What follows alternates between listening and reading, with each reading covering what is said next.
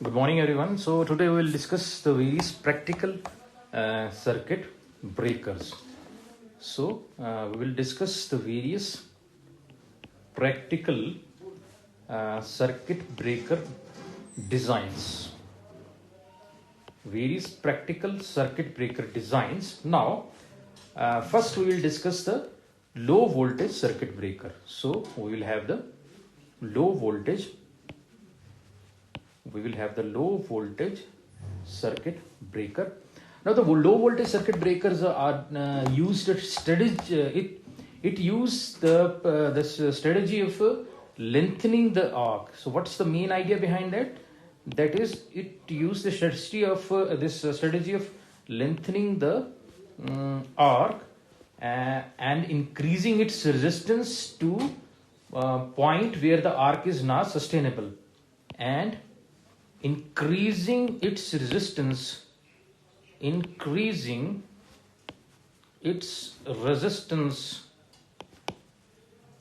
to point where arc is not sustainable.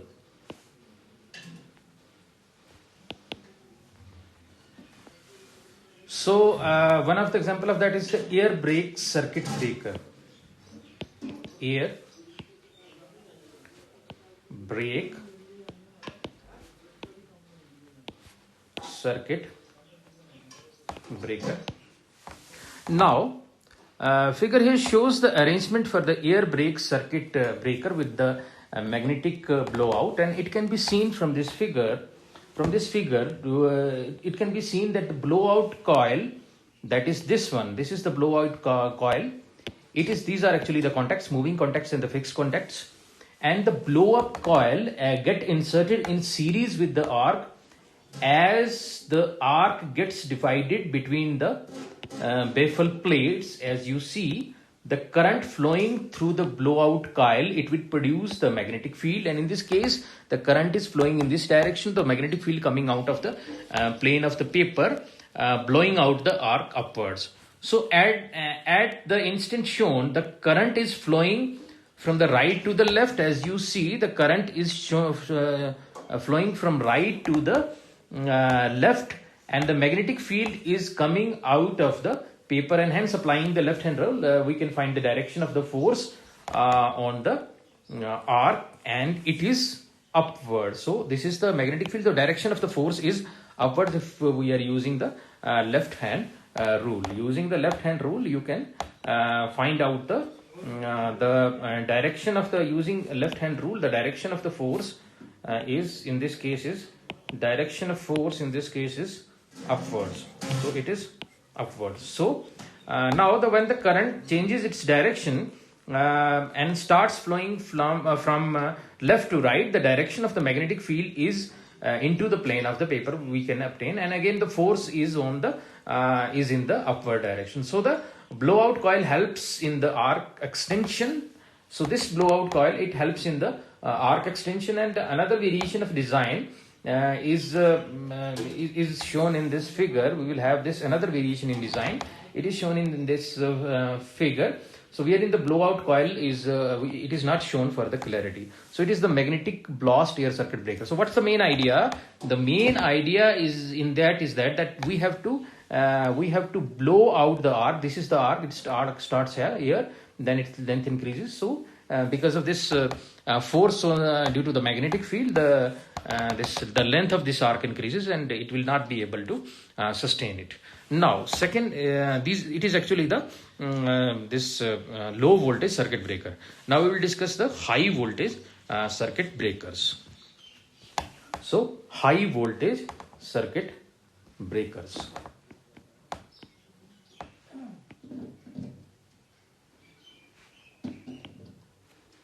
And under the high voltage circuit breaker, we will have the bulk aisle circuit breaker.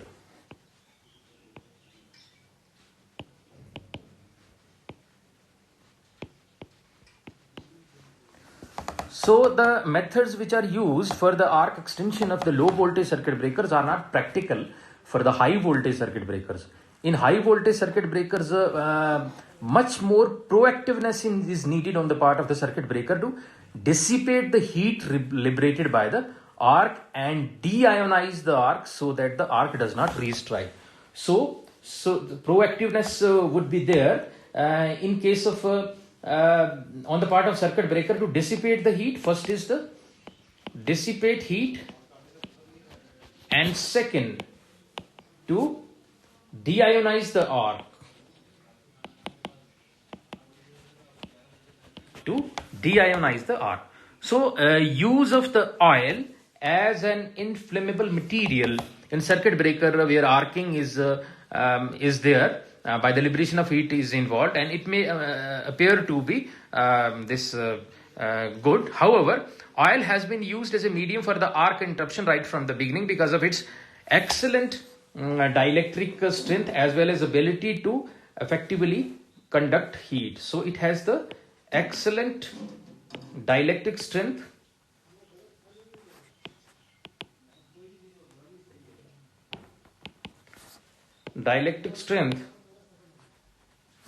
and ability to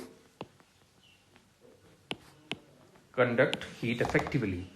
So in fact it is the thermal conductivity of the hydrogen liberated by the, so because of the oil hydrogen is liberated, so it is due to this thermal conductivity of the hydrogen liberated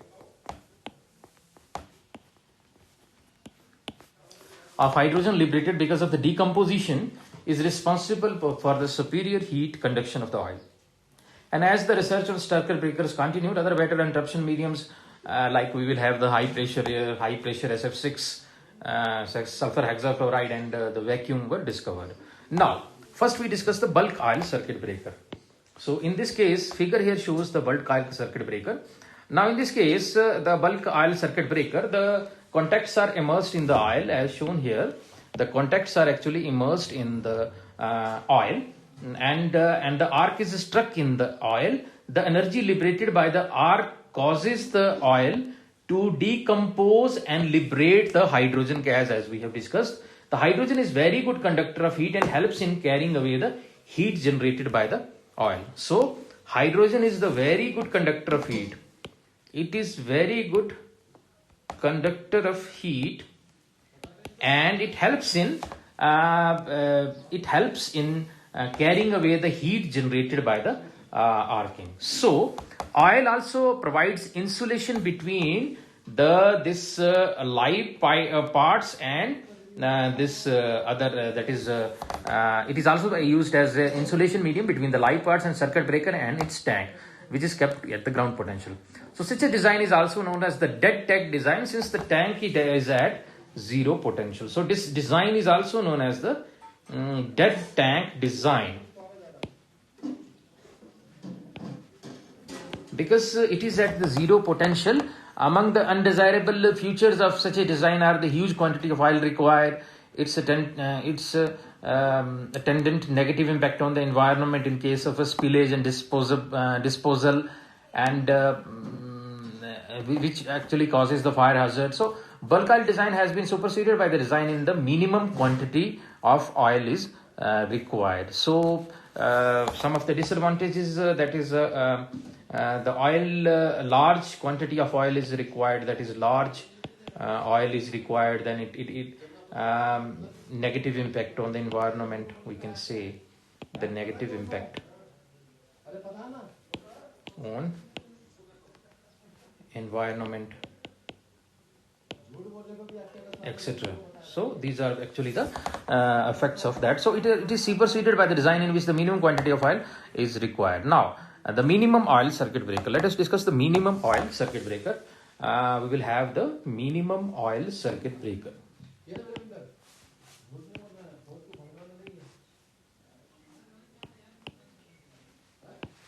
So minimum oil circuit breaker is also known as MOCB. So in case of the minimum oil circuit breaker, it also known as the small oil volume circuit breaker. It is also known as the small oil volume circuit breaker. Small oil volume circuit breaker. So these breakers were developed in Europe, and their development being motivated by the major disaster in Prague after the World War One. So there was the major disaster in the Prague after the World War One. So in this type of construction, a very small quantity of oil, as compared to the it have very small quantity of the oil as compared to that of the this breakers. The main purpose served by the oil in this breaker is that of the arc quenching. So the oil is only used in this case for arc quenching.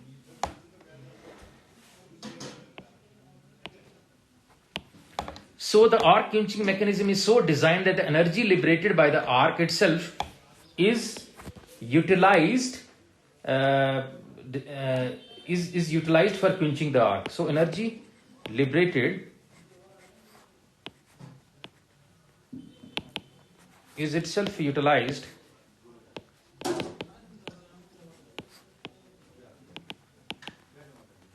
for arc quenching. So the higher the current to be interrupted, greater will be the value of the current, and higher be the current which is to be interrupted, more is the energy available for the arc quenching. So the energy available would also be increased for quenching. So the size of the minimum oil circuit breaker is much smaller than the bulk oil. Size is small. Bulk oil.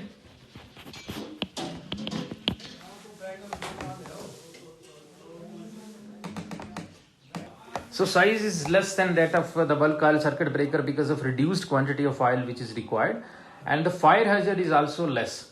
Now because of the decomposition of oil due to the arc interruption process, the oil becomes polluted by the carbon particles, so it will reduce the dielectric strength. So in this case the oil is also polluted by carbon particles. So as a result the dielectric strength is also reduced, and the arc chambers of the oil content need to be cleaned periodically. So arc chambers needs to be cleaned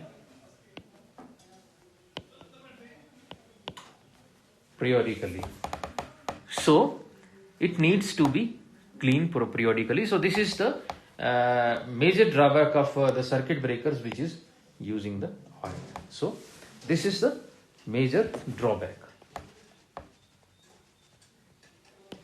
Now figure shows the one type of minimum oil circuit breaker.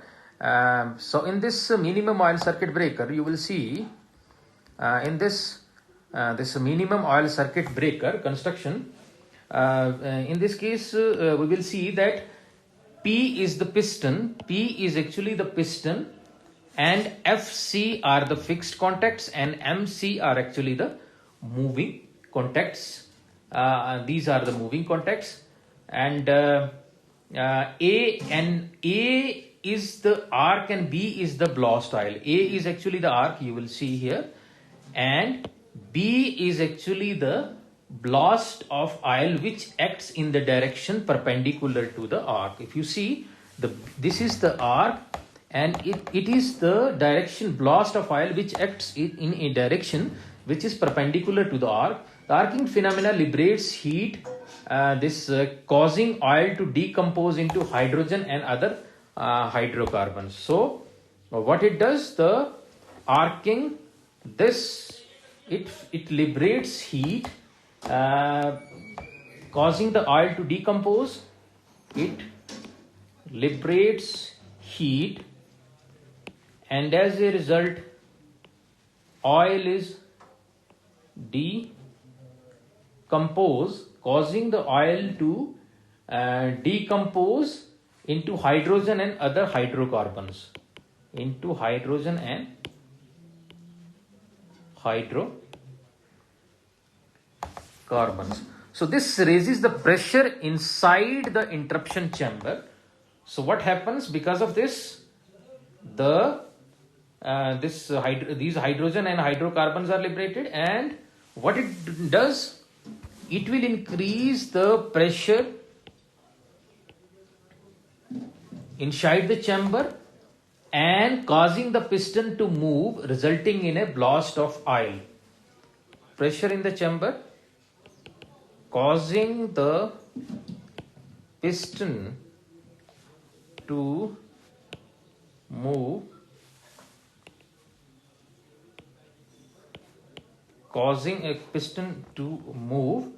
and resulting in a blast of oil. So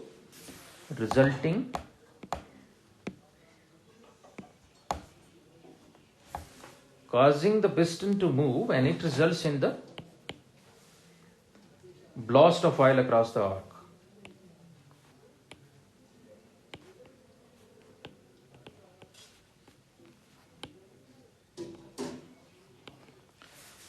So energy required for arc quenching is harnessed from the arc itself. So the energy which is required for the quenching is obtained from this arc itself. So this is about the minimum oil circuit breaker. Now next is the air blast circuit breaker. So we'll discuss the air blast circuit breaker. So we will have the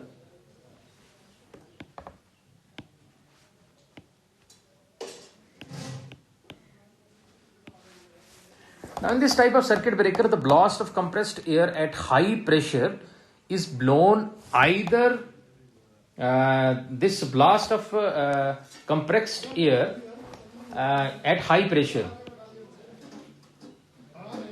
Blast of the compressed air at high pressure, at greater pressure, is blown either axially or across the arc.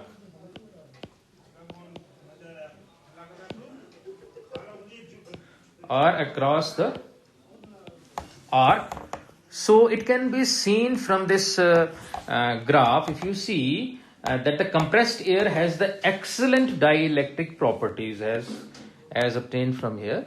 So it is a relationship between the breakdown strength and the pressure. So it shows that the compressed air has the excellent dielectric properties comparable to the oil, as you see. This is the transformer oil, and this is oil, and this is compressed air, and this is hydrogen which is released because of the oil.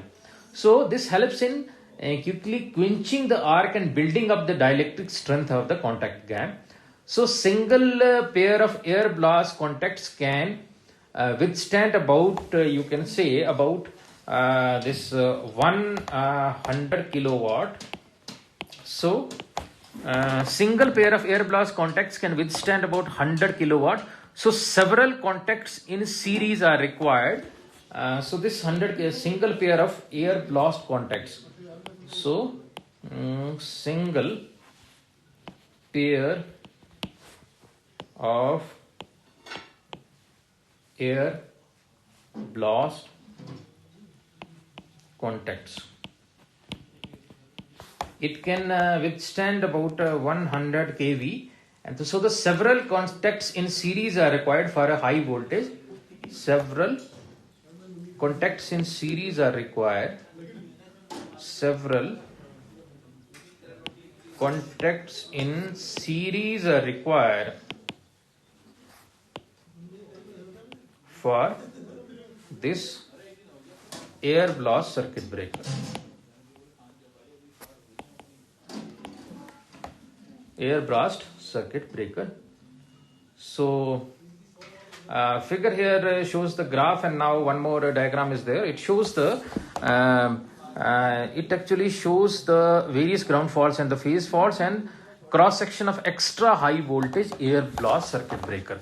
So this is the extra high voltage air blast circuit breaker. So in this case you will have the first is the air tank. It is labeled. So first is we will have the uh, air tank, the air at 20 to 30 kg per centimeter square. So this is the air tank. This is the section which is shown in this way. This is the end view, this is elevation. So second is the insulator in this case. Second, these are actually the insulators in this case. Double arc extension chamber. Third one is the double arc extension chamber. Then pneumatic operating mechanism, which is shown as 4. Operating mechanism, which is shown as 4. Then we will have the operating rod, which is 5. Then we have the valve, which is 6. Then we will have fixed contacts, which is 7. Fixed contacts, which is 7. It's shown here. And then we will have moving contacts, which is shown in 8. So this one is the moving contacts, and this 7 is actually the fixed contacts, the connection for the current, compressor springs. Then 11 is the opening for the air outlet. Then we have the arcing horns, resistance switching unit, and then we have the insulator, and then we have the port. So it is actually the extra high voltage air blast circuit breaker. Now we can discuss the SF6 sulfur hexafluoride circuit breaker. Now, as you know the fact that the sulfur hexafluoride was created by 2 French chemists. It was created by French chemists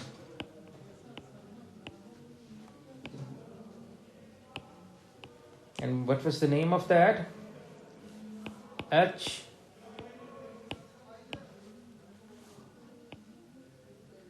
Moissan and P. Lebesgue in 1904. And how it can be obtained? It can be obtained by burning a quantity of sulfur in fluorine gas. Burning sulfur in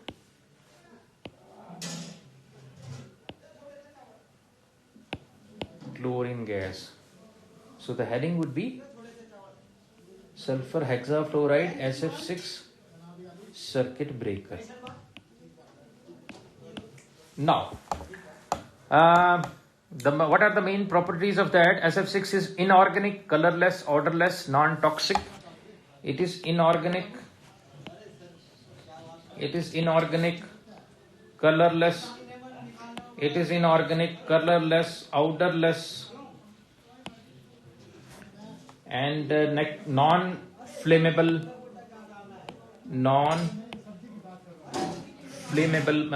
Flammable. So under standard conditions. So actually SF6 has the octahedral geometry consisting of the 6 you will see consisting of the 6 fluorine atoms attached to the central sulfur atom, and it is a hypervalent molecule. It is a hypervalent molecule. Typical, it is a hypervalent molecule. Now, typical for the non-polar gas, it is poorly soluble in water but soluble in non-polar organic solvents. It is generally transported in the liquefied compressed gas. So it has important ideal medium for the arc interruption, and some of the properties of this sulfur hexafluoride are shown here. That is, it is colorless, odorless, non-soluble in water, 5 times heavier than air, non-toxic, it is an inert, it is highly stable, it shows no sign of chemical change at the temperature well above the point at which the normal switch oil begins to oxidize and decompose. At atmosphere pressure, SF6 has that dielectric strength 2.5 times that of the air. The dielectric strength increases rapidly with the pressure, and at 2.1 kg per centimeter square, it is equivalent to that of high-grade switch oil. SF6 possesses a further useful property that the mixture of small quantity of air produces no adverse effect on the dielectric strength in that. SF6 is an electronegative gas. Being electronegative, it has the affinity for capturing the free electrons and forming a relatively immobile negative ions. This causes rapid removal of electrons from the arc plasma, thus increasing the rate of loss of electrical conductance of the arc column as the current approaches zero. And it is it has extremely high ionization energy, and that is 19.3 electron volt. So it has several favorable properties. Now,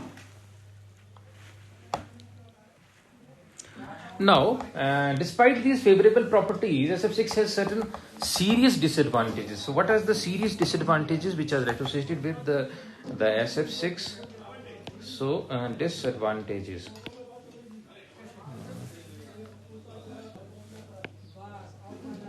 It has the several disadvantages. So SF6 is serious.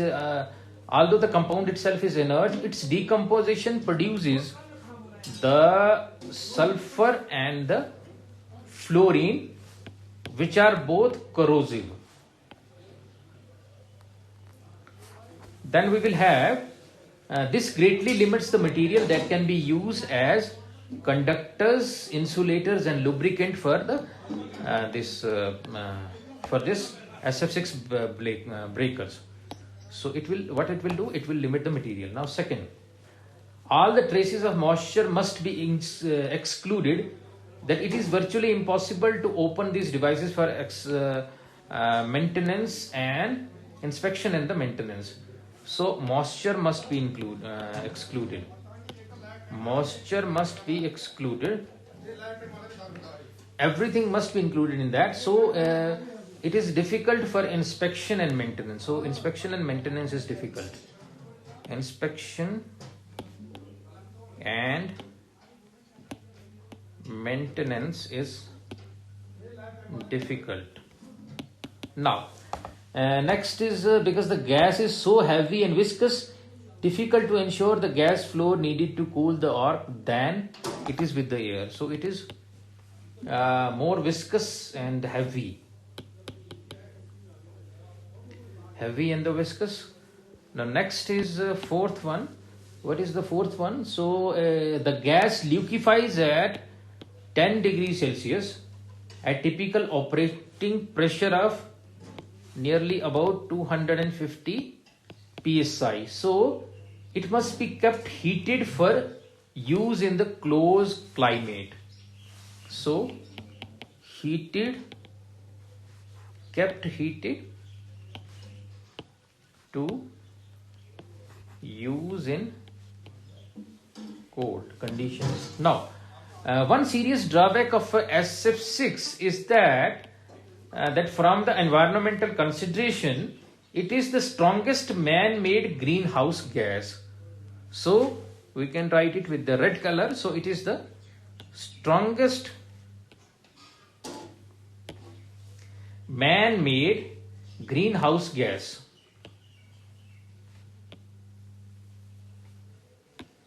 Greenhouse gas, and its warning potential is 25,000 times larger than CO2. So warning potential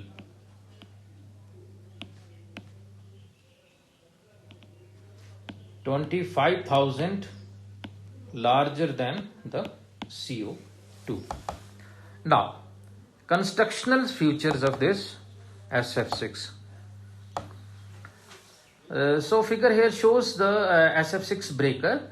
Now the construction feature from this construction, it shows that the cross sectional through the arcing chamber of SF6 breaker with all the contacts in the closed position during arcing and after the current zero respectively. So all the parts are labeled here, like we will have the housing. First we will have the housing here. Now first one is the housing, that is whole of the house. So main contacts, 2 are actually the main contacts here. This one, 3 arcing contact system segmented part. Third one, arcing contact. So arcing contact system pin. Fourth one. Now fifth one is the insulator. Fifth one is actually the insulator here. So sixth is the piston. 6 is the piston here. Then 7 is the gearing. 7 is the gearing. Then 8 is the drive. 8 is the drive. 9 is the heating gap. 9 is the heating gap. 10 is the heating volume, this one. And then 11 is the gas return chamber. That is 11, gas return chamber. Channels, and then overpressure valve, this one. And 13 is non-return valves. 13 is actually the non-return valves. Now, what is the arc extension principle which is used here? We can explain that, and it can be explained by. Now, the arc extension principle of the SF6 breaker during the opening operation. Now, the energy which is required for the arc extension is derived from the arc itself. The energy released by the arc leads to a very rapid and local pressure and the temperature rise. So the pressure and the temperature rise would be there in that very case. So the convective and the radiated heat from the arc causes a sudden rise of the pressure in the heating volume between which is between the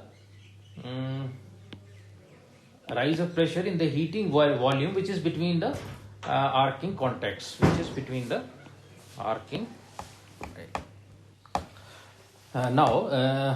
the energy released by the arc leads to a very rapid and large local pressure and the temperature rise, as we have discussed. Now, the convective and the radiative heat from the arc convective and the radiative heat from the arc itself,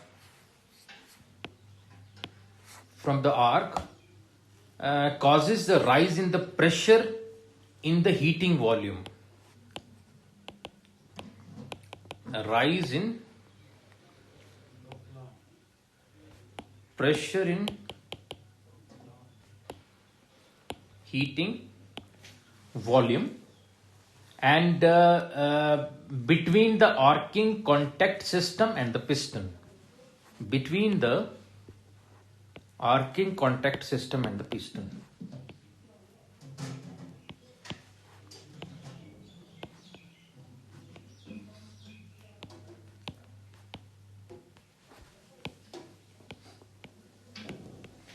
Between the arcing contact system and the piston. And so it is here that the hot gas is blasted. So from here what we get? Hot gas. This hot gas is blasted to extinguish the arc.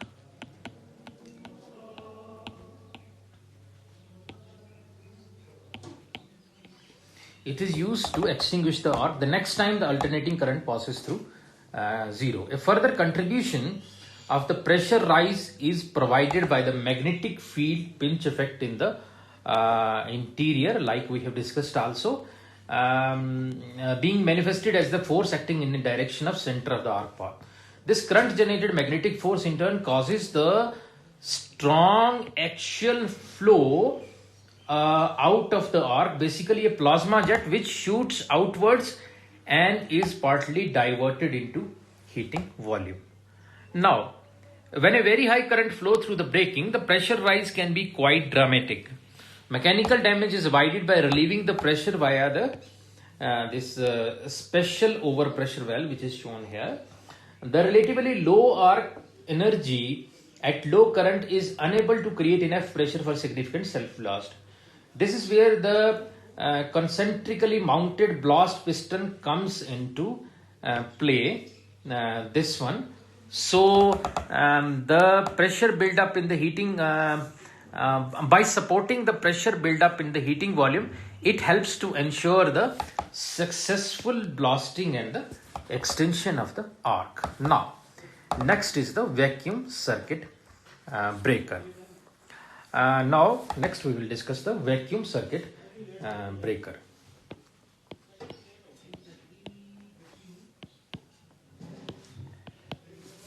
A factor common to all the circuit breaker is actually the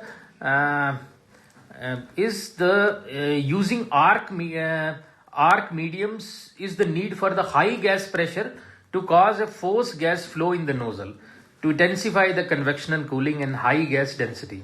Against this background, it may appear counterintuitive to think of extremely low gas pressure as a medium of arc interruption.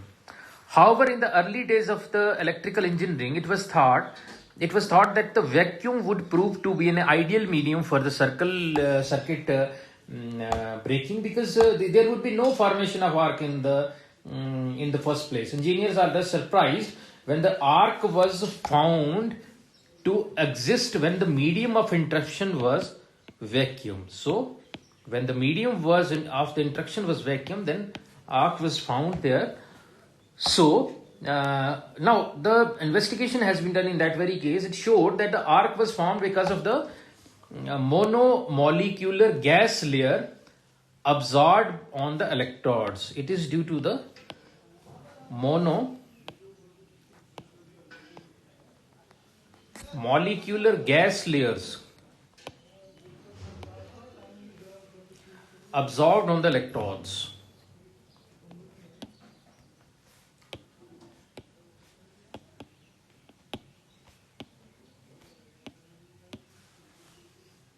And the later, when the high vacuum technique enabled the manufacturer to avoid the gas layers, the arc still appeared because of the phenomena which we described as the moving contact start parting from the fixed contact. This is the fixed contact. This is the moving contact. Now, as this moving contact start parting from the fixed contact, the contact area became less and less till because of unevenness of surface at the microscopic level, only a small area is in contact. Only a small area is in contact. This causes a very high current density, that is I by A. It becomes very high. So, at these spots, resulting in the liberation of the intense heat is generated. These intense local hot spot cause the vaporization of the contact material. So it caused the vaporization of contact material. Now, so the metal vapor is responsible for forming the arc. So this is the metal vapor. It is responsible for forming the arc. Becomes at low current value, the metal vapor arc become unstable, causing the current to chop to zero before its natural current zero instant. Now, in order to get over this problem of the current chopping, electrodes with the higher vapor pressure were tried.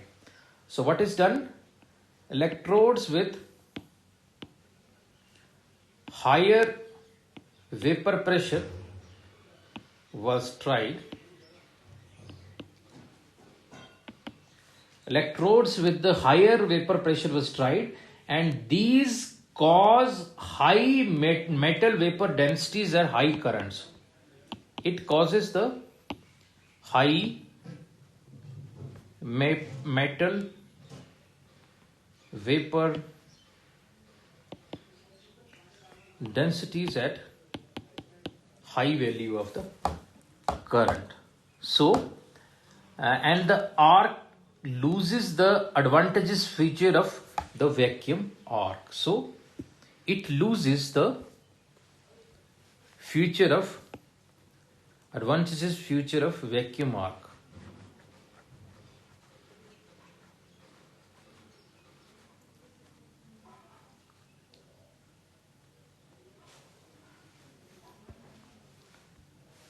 So, loses the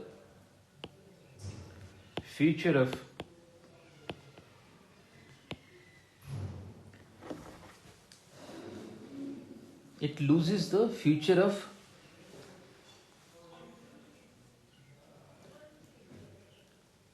vacuum arc. It means that its voltage and power increase and it reignites after the current zero is completely current zero at low voltages. So in intermediate ranges, however, such an arc is almost ideal with an extremely low arc voltage of about 20 volt, almost independent of the current and the gap length, and fast recovery to a high through limited dielectric strength. Now, what are the various features of the vacuum circuit breaker? The vacuum circuit breakers need much shorter contact travel, and this reduces the energy requirement, the size and cost of the braking mechanism. The main problem with the vacuum circuit breaker is how to guarantee the high vacuum throughout the life of the circuit breaker, which can be taken to be around 20 years. Now, metal bellows are used for allowing the movement of the movable contact. So there are several constraints on the electrode material. In case of vacuum circuit breakers, the electrode material must be chosen with regard to the vapor pressure to avoid current chopping at low current and make vacuum recovery possible even at high current. The melting point of the electrode metal must be high enough to lower the absorbed gas layers, etc. So, some of the advantages and disadvantages of that are listed here. That is, the vacuum is self-contained and does not need filling of the arc extension medium and obviating any need for the auxiliary system. Interrupter is sleek and does not need maintenance. Breaker forms a unit that can be installed in any required orientation. The medium of arc extension is non-explosive and silent. It has a long life and suitable for repeated applications, suitable for capacitor switching, cable switching, industrial load switching, and a high total current is switched. Since the contact piece erosion is small, the rated current can be interrupted up to 3000 times in that case. Now, some of the disadvantages of the vacuum circuit breaker.